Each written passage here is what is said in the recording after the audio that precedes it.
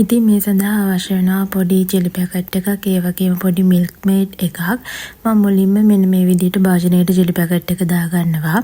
සම්පූර්ණයෙන්ම jelly packet එක මේ විදිහට භාජනයට දාගෙන මිල්ක් මේඩ් එකෙන් මේකට එකතු කරගන්නවා.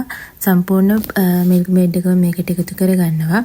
ඊට පස්සේ උණු වතුර ටිකක් අරගෙන මේ මිල්ක් මේඩ් කප් එක පිරෙන්න උණු වතුර පුරවලා හොඳට දිය කරගෙන මේ උණු වතුර ටිකත් අපි මේ මිශ්‍රණයටම දාගන්නවා. ඊට පස්සේ අපි මේක හොඳට කවලම් කරගන්නවා.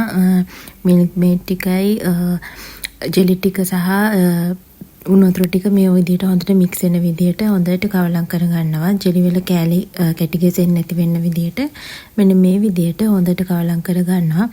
ඔයගොල්ලන්ට මේ පේනවා ඇති මම විනාඩි 5ක් 10ක් විතර මේ විදිහට කවලම් කරගත්තා.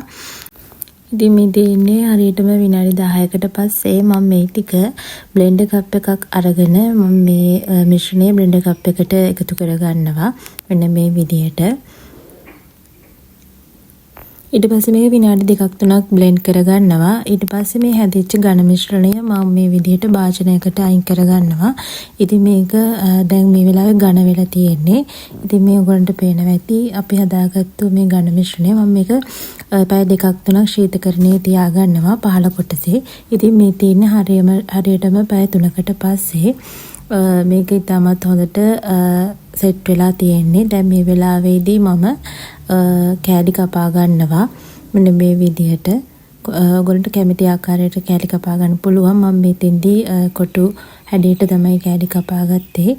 ඉතින් මේ විදිහට මම මේක වෙනම පිඟානකට අයින් කර ගන්නවා.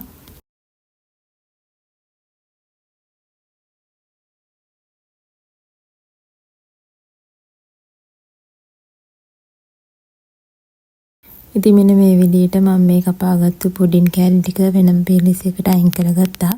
ඉතින් මේක ඉතාමත් රසවත්. ඔයගොල්ලන්ටත් පුළුවන් මේක ලේසියෙන්ම හදාගන්න. ඇත්තටම විනාඩි 15ක්වත් යන්නේ නැහැ මේ වැඩේට. හරිම රසවත් ආහාරයක්. ඉතින් මේ වගේ වීඩියෝස් දිගටම බලන්න නම් කොක් විත් අරෝ YouTube නාලිකාව subscribe කරලා තියාගන්න.